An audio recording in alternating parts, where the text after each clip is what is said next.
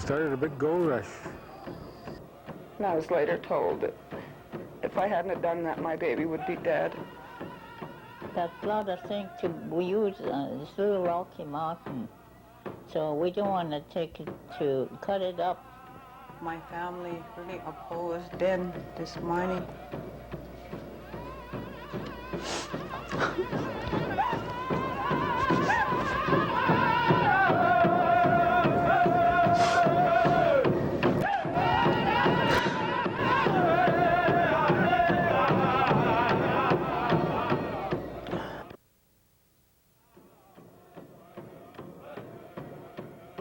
Located in north-central Montana, Fort Belknap Reservation has been the permanent home to the Assiniboine and Gros Ventre tribes since 1889. Governing a population of approximately 3,000 people, the Tribal Council is made up of 6 Assiniboine and 6 Gros Ventre members, elected to represent the issues facing the tribes. A recurring theme within the Tribal Council is a controversy surrounding gold. Like so many other reservations throughout the United States, once the discovery of gold was made on tribal territory, the mineral rights and/or land was quickly manipulated out of reservation hands. Being no different here, within a year of its discovery in the late 1800s, government officials were sent out to obtain an agreement. The tribal leaders were led to believe they were signing a 10-year treaty, and then the land would be returned to them unharmed. With limited English and no concept of money, an agreement was made strictly stipulating that it in no way included the sale of the trees, the grass, nor the waters. Nearly 100 years have passed since that time, and the descendants of those present at that signing are still waiting for their sacred mountains to be returned to them, waiting for the supplies and payments to be made.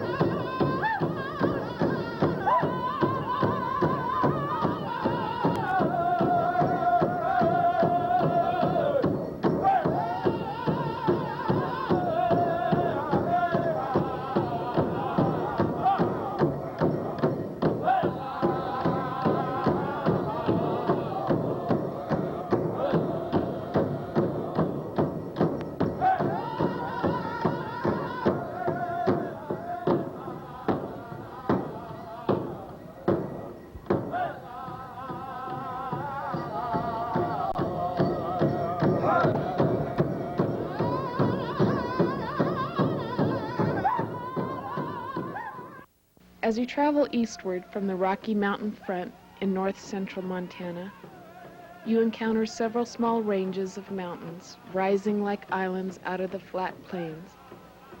These are the Little Rocky Mountains, also called the Island Mountains. Residents here will tell you the battle over mining rights has been taking place since gold was first discovered in the Little Rocky Mountains near the turn of the century.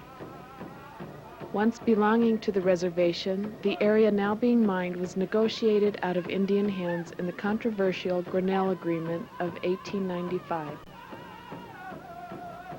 Pike Landusky, illegally trespassing on the land, sent word out that there was gold to be found, and within a year of the discovery, government officials were sent out to obtain an agreement, coercing the tribal leaders to sell 40,000 acres of land or face starvation.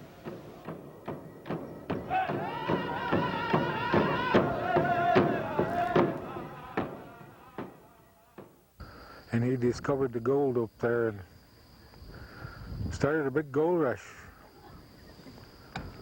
And people came in from all over. And that was when they forced us to give up these mountains.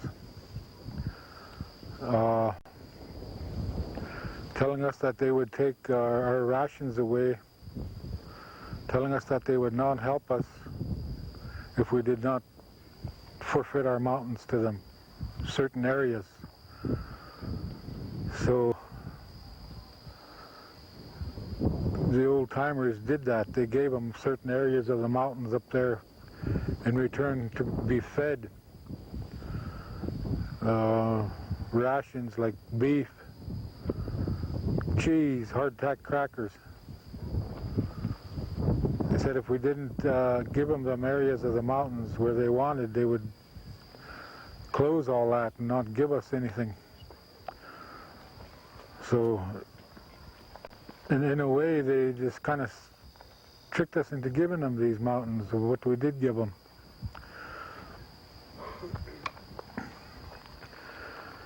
It was gold that started it way back then. And it is gold yet today that they're digging up there that is putting us in danger of being poisoned by cyanide and heavy metals. But every bit of it was done in trickery. It wasn't never nothing honest about it. It was always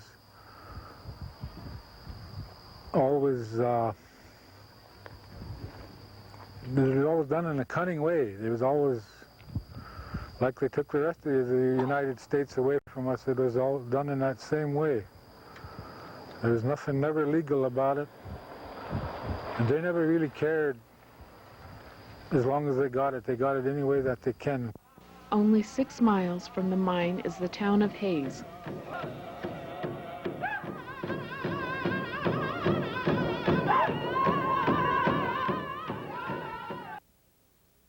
I couldn't get her to breathe. In the meantime, the only thing that I could think to do was to grab a handful of snow and put it in my baby's face.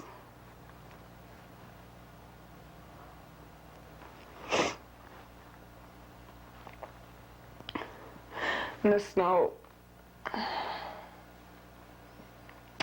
shocked her into taking a deep breath of air.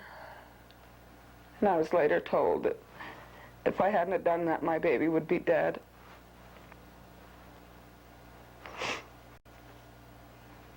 And off and on, since she's been born, she's had hard seizures. She's stopped breathing. I've taken her to the doctors, to neurologists, and they told me that, at first they told me that the left side of her brain wasn't growing. It was 6 weeks later I had to take her back because her seizures were getting increasingly worse. So I took her back to Helena, and they told me that she had atrophy. And that's shrinkage of the brain. And they told me they didn't know what was causing it. They've done every possible test that they could do that might cause it, and they've all come back negative. And my firm belief is that it's the mind that's doing this to my daughter.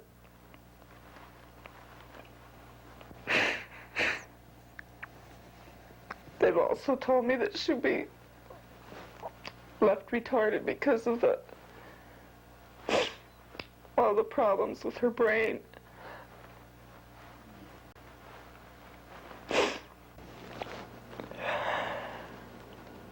To this day, it scares me. I talked to some of the EPA people on cyanide and what effects it could have on humans. And I was told that there was not enough studies done to know what levels of cyanide are tolerable for human consumption. if there are any levels tolerable. They've told us that there are no high levels of lead in our waters,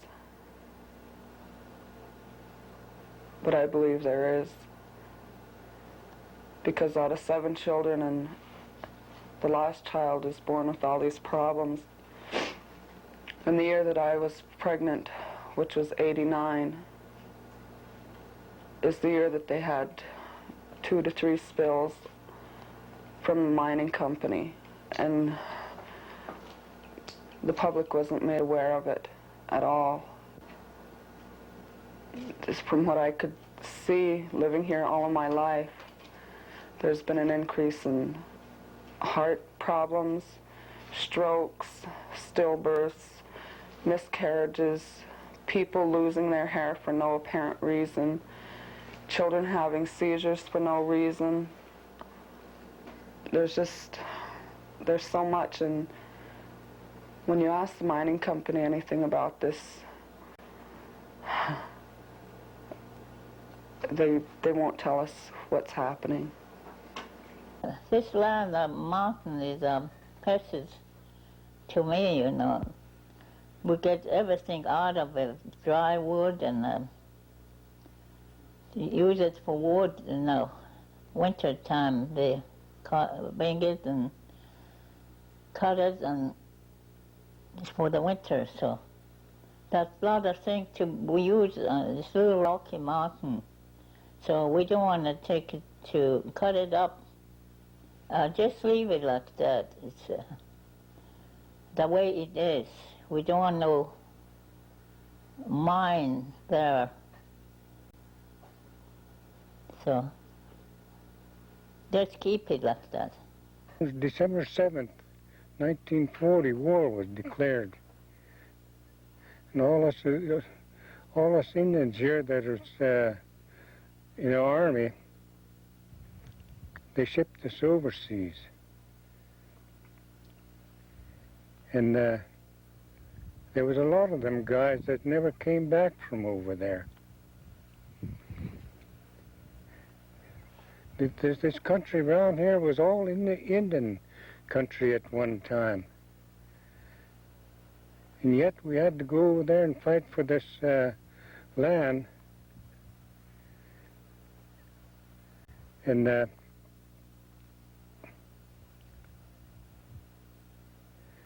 white men now come along and want to raise hell with the best part of the reservation here, the way I look at it. There's a lot of them fellas that never came back from over there. Maybe they was better off by not coming back.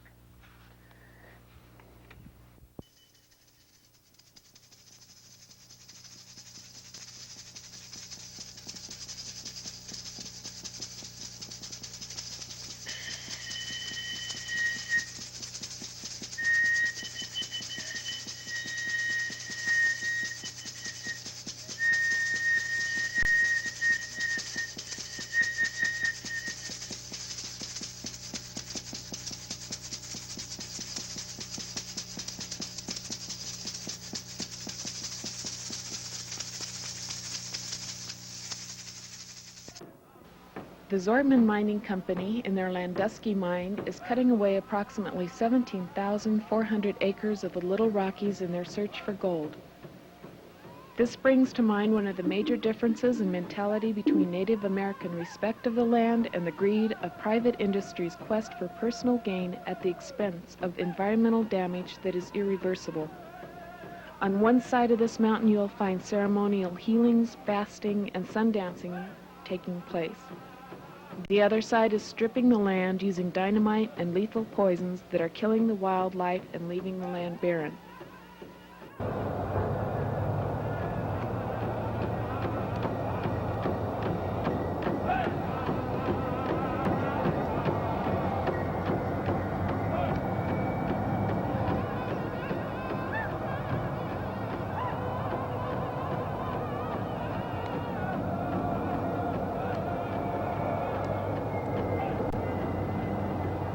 The The process which is used at the Landusky mine for the removal of the finest particles of gold from the earth involves laying leaching pipes on the ground and covering them with the crushed ore from the mining operation. This ore is treated with a solution of sodium cyanide to extract the gold. The giant leach pads which result dwarf the almost steady stream of huge trucks bringing ore for processing.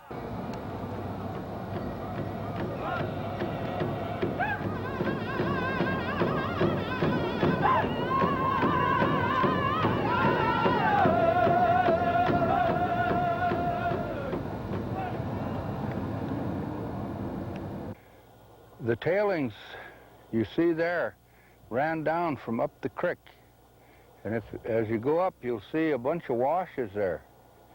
And the tailings are still washing. I don't know if, but the mining company may have put a dam in there, I don't know. But it went all the way up under that road there, right about where that truck's coming down there. That's where the ice cave was. And that water that ran from the spring came down under the tailings, and it surfaced right down here where that tree is sticking out. There was no tailings that far down. The old log dam that was in there broke, and that's where the tailings all came down into the creek. The slopes on these fields, you see where the trucks run above below that road, you could see in there that they're all washing out now. Well, all that stuff's going to come right down into the King Gulch here, and it'll be down in the creek before long. That's the mining company put in a 2-to-1 slope, and they were supposed to be 3-to-1. The spring surfaced right there that fed this King Springs, or King Gulch here. There was quite a head of water came out of there. We used to catch fish, get medicines and everything along this little valley here. But we can't do that anymore because that whole bottom is tailings. And from here it runs all the way down into the town side of Hayes and beyond. The tailings, they've reached that far now. Every year with a runoff, there's a new bunch of tailings that go down the creek. Filled in all the beaver dams, killed all the fish.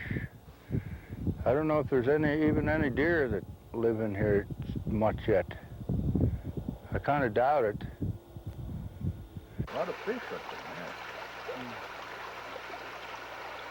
That little yellow moss there, you know. Yeah, you can just see the difference. Yeah. Moss is dying on one side and still green on the other side. Right.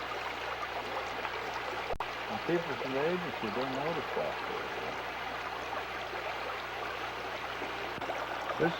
This one on my right comes out of the North Fork Creek. That's the moss in the bottom of the creek.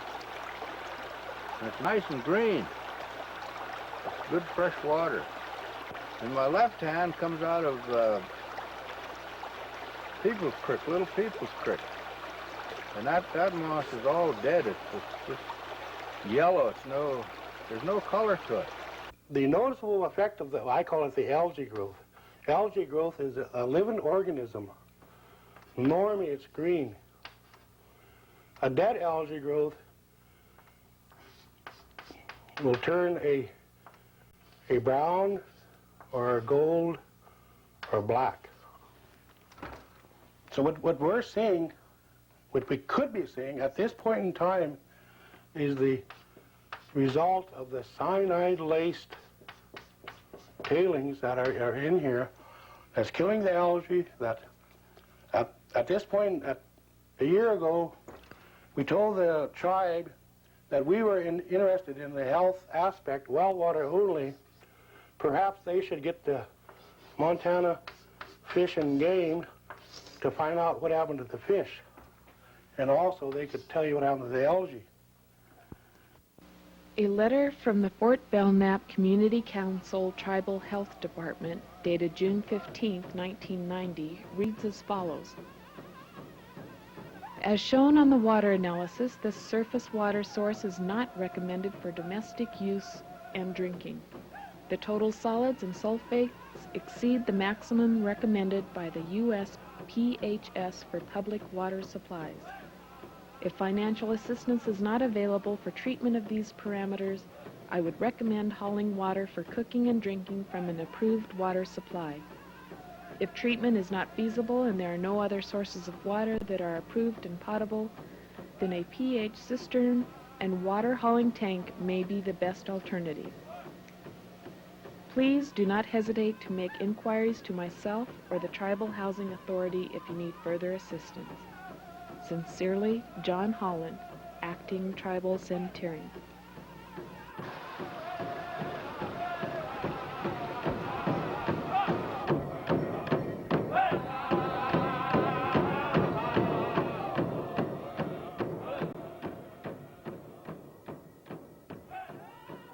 And one thing I was told about pollution and contamination of water, the first things that disappear are the frogs. And there used to be frogs, even where we're standing here, they'd be jumping all over here. A lot of frogs. There's no frogs here, very few, if any. And they used to come out and get minnows from this creek to fish in other streams. And you don't hardly see any minnows here anymore in this creek. Something is killing them, making them disappear. And this mining corporation up here denies all that. We don't know anything, us Indians, we don't know anything about these chemicals, and but we know that there's something happening. We know that. We know that much about the water and the land. I have a little garden down here that I irrigate out of this creek. I pump it into there. So far it's been okay. We haven't turned blue, or our hair hasn't started falling out yet, so maybe they're waiting for that before they do something. And it'd be too late,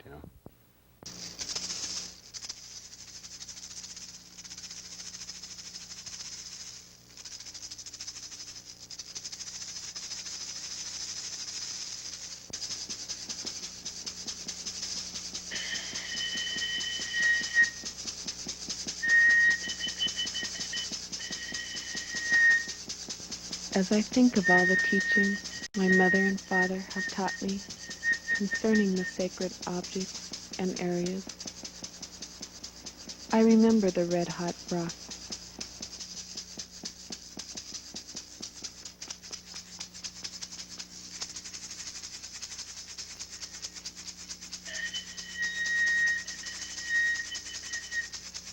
The sacred sweat lodge.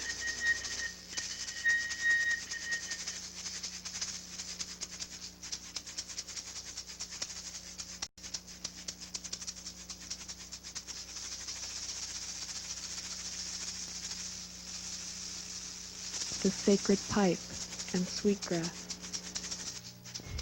We have many mysteries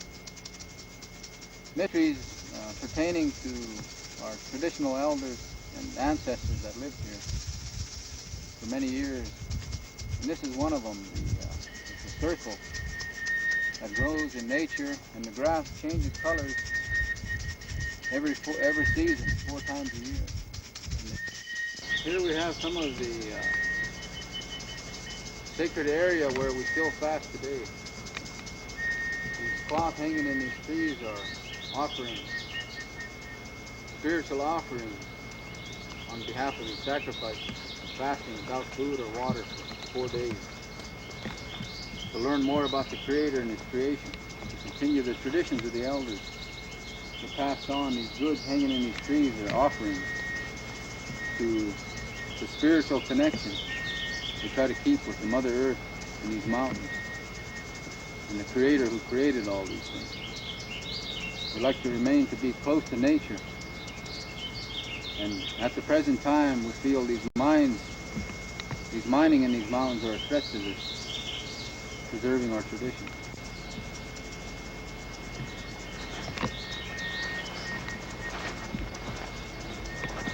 Right here we have where there was a lodge put up. We call it a fasting lodge. Right in this bare spot right here between the trees. And different tribes and different people come from all over to fast and join us in our ceremonies. But as you can see, it's hard for us to document these things because the nature grows back. A lot of times we don't leave evidence of anything to document, but the nature grows back and takes over.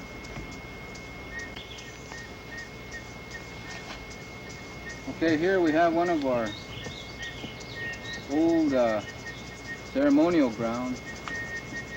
This is what we would call a fasting lodge. And some of us that are on Loud Thunder, we fasted here for 4 days.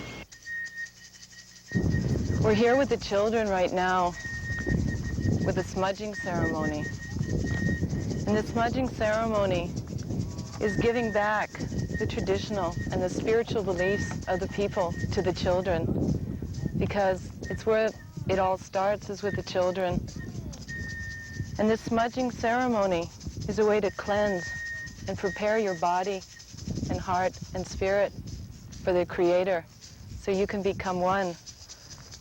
The sage and the sweetgrass that has been used since the beginning of time is a way of bonding with Mother Earth and the Creator so that you can feel at one and become a part of that cycle of life. Life is a cycle, a sacred hoop with no beginning and no end. There is a place for everyone and every being on this earth. For all has life, the trees, the stones, water, birds, bees. They all have a place in this circle, and this circle must be protected, and it must be brought back to the people.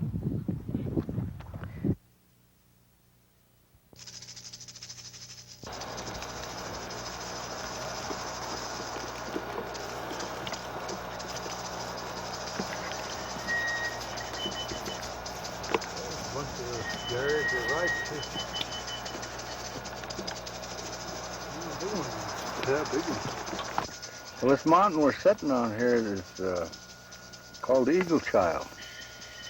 It was named after an old Gros Ventre man that came up here to fast. And there's still evidence of the people still use it as a fasting mountain. It's probably about 2.5 miles, 3 miles from the mine, the new mine. So we have a lot of interference, and this is the only place on the west end of the Little Rockies that the Indian people can come and fast on yet. Way back when Eagle Child was alive, our old elders used to come up here to fast. All through these mountains, the Indians used all the big peaks like this one is to fast on, but this is the last one that's left especially for the Gros Ventre people on the west side here, west end of the Little Rockies.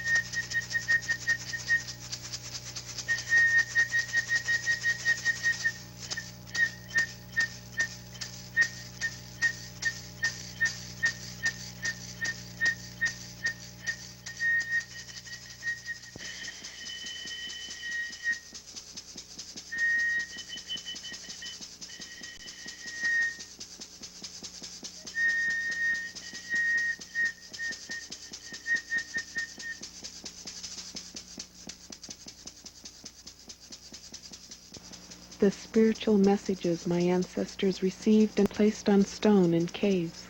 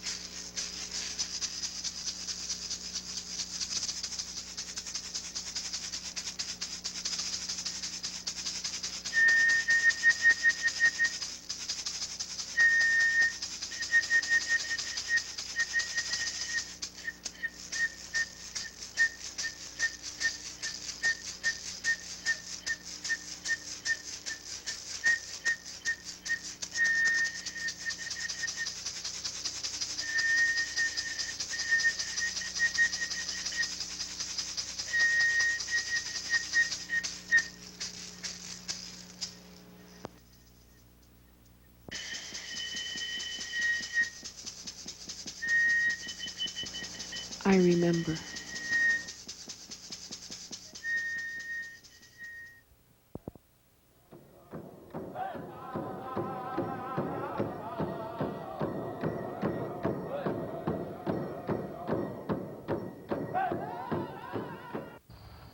My name's Joe Azure. I'm the chairman of Red Thunder Incorporated. We're here today at the Chief Nosey Center in Lodgepole, Montana. We're gathered here to protest the destruction, what we see as a destruction of the Little Rocky Mountains. These mountains have been sacred to the people here, the Gros Ventre and Assiniboine tribes, for many generations. And Red Thunder was recently formed about a year and a half ago to try to preserve these mountains, these Little Rocky Mountains, from any further mining. And what we're worried about is the way they're mining. They're tearing everything up, tearing the trees up, polluting the water, killing the wildlife, the fish, the beaver, removing all the trees, many different things. That's why we see a lot of destruction. And we're worried about it. We're gathered here to protest that. We'll be here for 4 days in the Lodgepole area to protest the destruction of the Little Rockies. And we hope that the people, citizens of the United States, will hear us and help us to put a stop to this destruction, massive destruction. My name is Paul Zog. I'm an attorney with the Land and Water Fund in Boulder, Colorado. We're a nonprofit environmental law center. And along with Don Marble, who's a private lawyer up in Chester, Montana, we've been representing Red Thunder in an appeal of the latest expansion of the Landusky mine in Montana, which is near the Fort Belknap Indian Reservation. The mine is located on federal and state lands, and in February of this year, the United States Bureau of Land Management recommended approval for the latest expansion, which is called the Sullivan Park Leach Pad expansion of the mine. Sullivan Park Leach Pad expansion is a cyanide leaching mine, which uses cyanide solution to extract gold from large heaps of ore which are collected by the mine. The Sullivan Park Leach Pad is a 100-acre area of land which they've cleared away and will, over a course of a number of years, load with ore in 20-foot lifts, which will eventually reach a height of over 400 feet and contain an estimated 50 million tons of ore, and all this ore will be doused with cyanide, and the gold will be extracted from it. Well, in February of this year, the Federal Bureau of Land Management recommended approval of this expansion based on an environmental assessment which is done under the authority of the National Environmental Policy Act. An environmental assessment is a short form of what should have been done, which is a longer environmental study, which is called an environmental impact statement. 10 years ago, the Landusky mine was first approved on this site. At the time, people were told that the life of the mine, it would take up to 530 acres. Here we are 10, 11, 12 years later since the mine was approved, and the mine is now at 1,200 acres and expanding. In the meantime, we haven't seen an environmental impact statement done since 1979. And what has happened is, and we believe illegally, is that by each bit and piece, the cumulative impacts to the environment have grown larger and larger, and they've never been adequately studied by the federal government as required by federal law.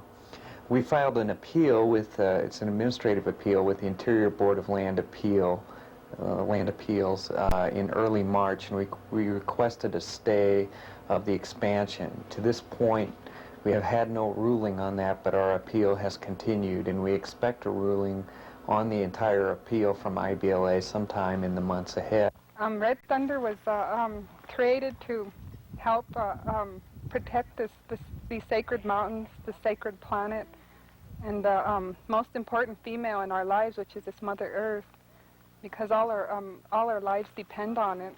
And we're thankful for the past, our ancestors of the past who have passed on these teachings to us. And we would like to encourage that our children, that they could carry on these teachings to preserve this planet, and that they could understand and respect this Mother Earth, so their future generations, which are going to live off of this planet, that they'll have a good life and they'll have healthy minds, and they don't have to worry about poison or all the chemicals involved and all the pollution. Hello, boys and girls. Hello to future generations that are listening and watching this tape. My name is Billy Two Rivers, and I'm from the Mohawk community of Ganawaga, which is located near Montreal in Quebec, Canada. I'm here to talk about a situation, and a very, very important situation that concerns yourselves as the future people, the future leadership of this land and this country. I'm talking about a life and death situation. And I'll explain myself what I mean by life and death. Behind us are the beautiful mountains called the Little Rocky Mountains. And the Little Rocky Mountains are being slaughtered, are being destroyed, and are being killed. And that is the death part of it. The life part of it is giving life to a company, to a multinational, to a corporation that is raping Mother Earth, taking and stripping the land, and in a sense, destroying your future. I think one of the things that I'm trying to create now is an awareness to you as young people, because you do have a responsibility and you do have a future to look forward to. We are trying, as the present leaders in the 90s, to try and secure for you, to try and keep for you Mother Earth, so that you may also enjoy her. But today there are large companies that are destroying, that are polluting, that are killing the earth that is supposed to be yours in the future. In our area, we have a large mega project that is being pushed through by the multinationals, by the government of Canada, by the province of Quebec, to flood a large area of land that belonged to the Cree people, the Cree Nation of Quebec. And they are destroying the land. They are destroying the future. And they don't really care. And I think that you, as the leadership of the future, have to take your responsibilities and do whatever you can in the future to ensure that there is a stop put to the environmental destruction of Mother Earth.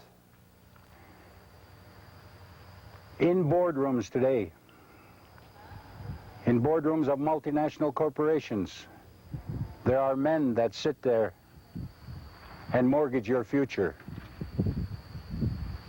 Find out who these men are and question them about their right to destroy your future, your land, and your heritage.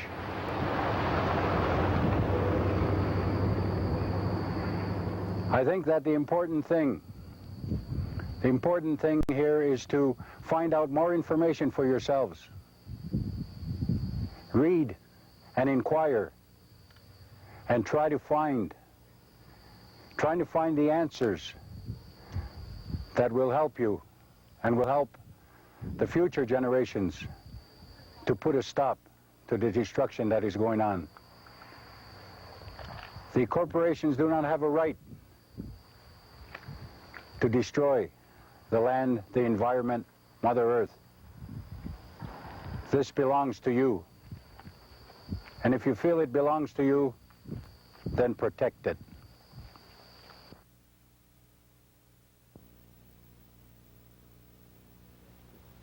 My name is Jackie Bisley, and I came out from New York City to the Fort Belknap Indian Reservation to show my solidarity with the women and children of what they're going through here. There's a South African expression for the women that I'd like to share, which says, "You have touched and struck the women. Now you have struck a rock. You have dislodged a boulder and you will be crushed." As women, we recognize and understand that the most important female is the Mother Earth. And our relationship with the Mother Earth is sacred and inseparable from all our other relationships. She protects and nurtures us and gives us strength. She shares her knowledge so that we understand the sacrifice and honor and the power of giving life. When the Mother Earth is abused and violated, women can feel the pain. It is like watching your own grandmother being raped.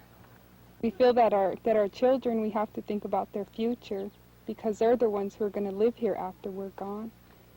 And we feel that it's our responsibility to provide for them a good, clean earth, and to make an effort to keep this earth clean so that they'll be able to live a good, healthy life and have healthy minds, and just like our ancestors have done for us in the past. And we owe it to them to do the same thing and to think about the unborn children and their future generations. It's their right that they have healthy lives, and teach them to respect this Mother Earth and to respect themselves and to carry on all the teachings of the Creator. Let us raise our children and our grandchildren in our traditional ways.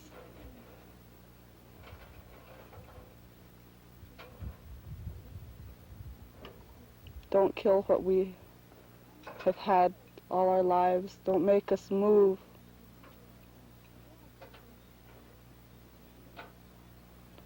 With that yellow metal in the ground.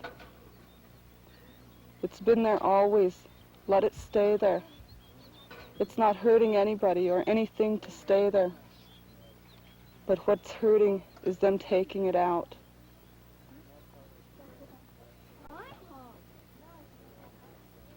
They're killing what we've always lived for, what we've prayed for, that our people will come back to the traditional ways. And they're killing that. I came back to my traditional ways. I've been to the mountains to fast, and I've been up on Mission Peak to fast, and with the mines there was a lot of interference. It just broke my heart to be up there for a day and pray. But I was told to go up there from the grandfathers and my grandmother, Mother Earth, to go up there and pray for our mountains and our people. Pray for the things, what they're doing to us, and what our people are allowing them to do, some of them. I just hope that our people will come to their traditional Indian way and try to help our mountains, to preserve them, to save them.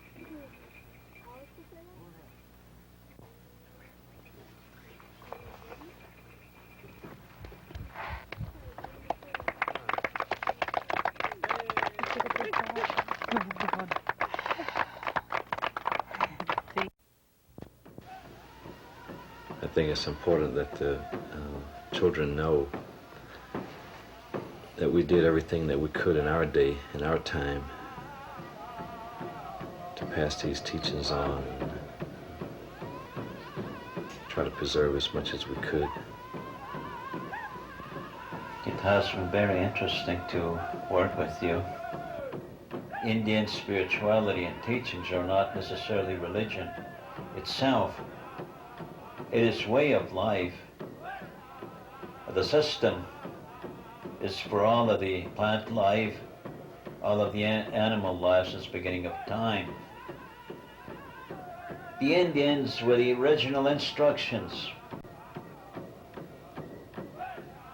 They were told to respect the environment, which they did. In the last 500 years,